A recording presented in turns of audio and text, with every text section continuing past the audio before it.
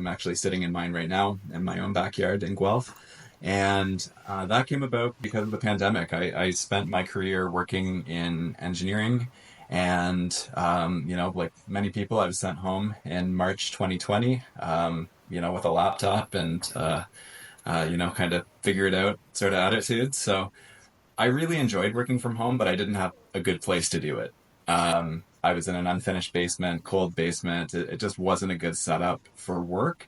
But I did really appreciate, being at home with the three young kids.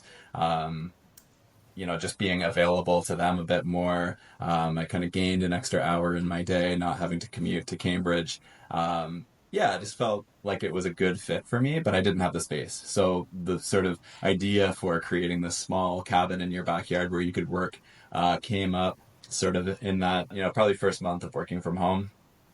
By the second month, I'd quit my job and I was working on it full time, perhaps a little prematurely, but I was just really excited.